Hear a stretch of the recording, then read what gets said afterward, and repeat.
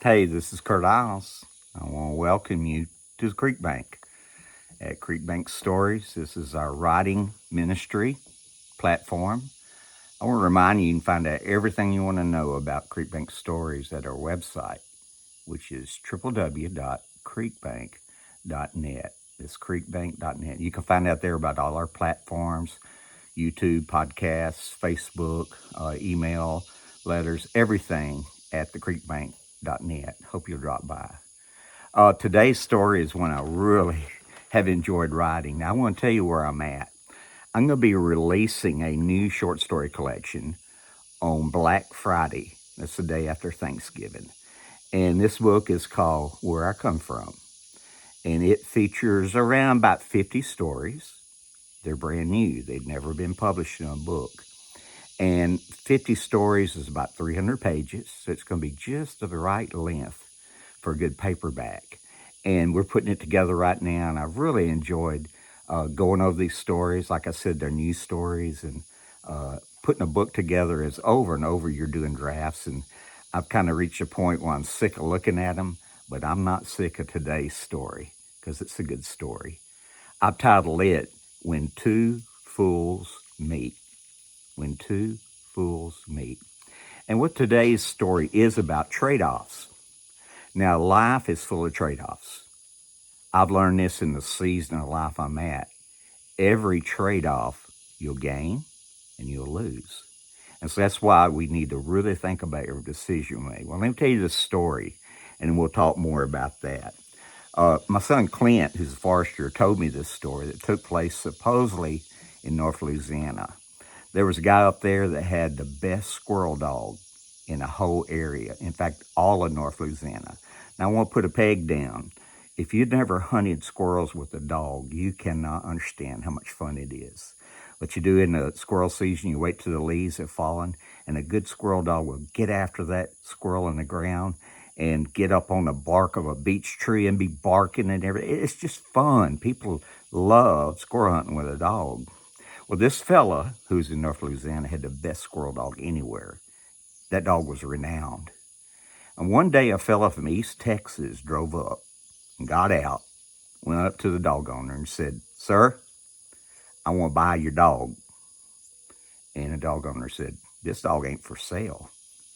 And the man said, "Wait a minute." And there on the cab of his truck, on the hood of his truck, he started counting out $100 bills. He counted 50 of them, $5,000. And the dog owner said, "This dog ain't for sale." And the man with the money said, "I can't believe you would pass up a chance to have this much money. I can look around your place, look at your old vehicle and your house. You could use $5,000. The fellow said, "This dog ain't for sale."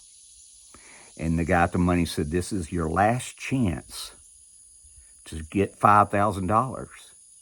And the man said, "This dog ain't for sale for no price."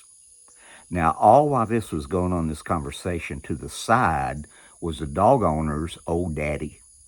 And when it ended, I love what he said. He said, "It's not every day I see two fools meet." Two fools meeting. He said, one's a fool that's got $5,000 he'll pay for a dog. And the second fool won't take $5,000 for his dog. It's a good story, but it says a lot to me about trade-offs. I've learned, once again, that any decision you make is a trade-off. And there's some things are no trade, no goes. And we'll talk about those in a minute. But I want to talk about making decisions, hard decisions, about what you feel like God's guiding in your life. My sister Colleen, who I love so much, when she was a teenager and she faced a tough decision, she'd rip a sheet out of her notebook and she'd make a line down the middle and put pros on one side, cons on the other. And she'd write down all the reasons to do it, all the reasons not to do it. Yeah, that's a pretty good habit. I need to ask her if she's still doing that. In business, you have a similar thing. It's called a profit and loss statement, P&L, profit and loss. And in a business, at the end of the month, quarter, year, you write down all your profits, including your inventory. And then you list your losses.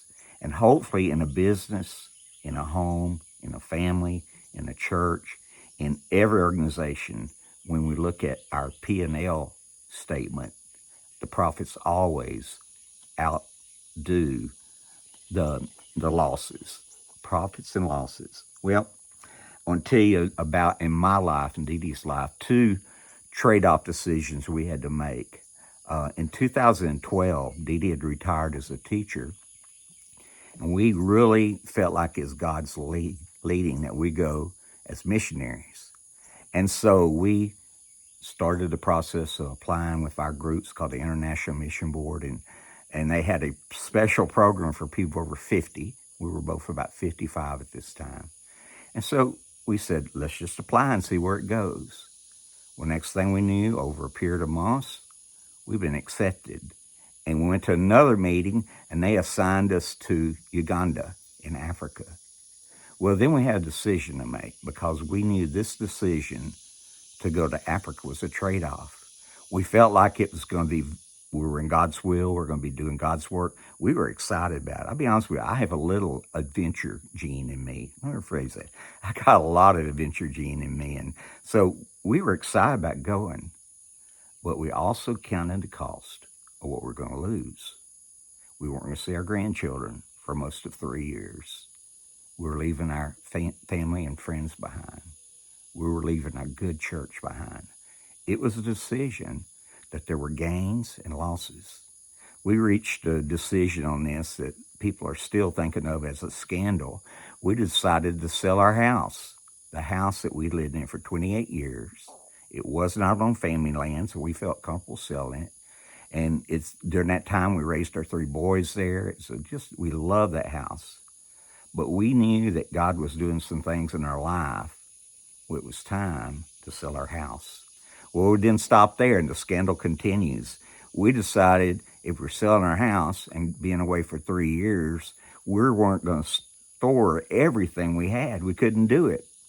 So we had an estate sale. My sister Claudia helped us put together, and we had a estate sale of all estate sales. People came from everywhere to buy our stuff. And of course, when you're selling things like that, you're selling it for pennies on the dollar. But Dee Dee and I just felt led that our trade-off was to get rid of all that. Now, we kept things that were sentimental and useful, put them in storage. But we made a decision. It had gains and it had losses. But we felt like the decision had more gains, and that proved itself to be true. Recently, Dee Dee was in our Sunday school class, and they asked her to talk about our missions experience. And that's just talking, somebody asked her, well, how did that feel to leave everything behind and go to Africa? Because we went to Africa, we had 3 big footlockers. They said, how did it feel to leave and go to Africa and leave everything behind? And Dee Dee said, real simple, I've never been more content in my life. It's a reminder that things don't matter. And when we make decisions, we should always look at the spiritual aspect of that decision. For me, a man of faith, I always want to include God in it. But I think God does guide to sometimes good accountability, good input from other people. Well, we had another decision to make. We stayed 3 years in Africa. Our term was for 2 years. We stayed an extra year. And now it's time to come back home. We're free agents. We don't own a house. We don't own a house in Dry Creek. We don't own a house anywhere. And so it became time to kind of talk about coming back. And everybody in Dry Creek expected us to come back. And over on my family land, we'd build a house and be right in the middle of all my family that's at the end of Clayton Niles Road. But that wasn't what the Lord led us. My wife Dee Dee's a lot wiser than me. She said, Kurt, we don't need to move back to Dry Creek. I said, okay. She said, we need to move to Alexandria. She said, that's where our grandchildren are. That was exactly right. That's where 7 of our grandchildren live. They still live here in Alexandria. So what did we do? I became a city boy. We bought a house in Alexandria. We're close to our grandkids. We live in 2 miles of all of them. We go to church with them. We do things with them. We never miss a dance recital, a ball game, a taekwondo. We go to it all. I want to say this. That was a trade-off. I miss things in Dry Creek. Now I'm sitting at the old house in Dry Creek today, but and I still come for my weekly fix, but I miss being here all the time. I miss the stars at night. I miss the crickets at night. I miss my tractor. I wish I still had my tractor to bush hog.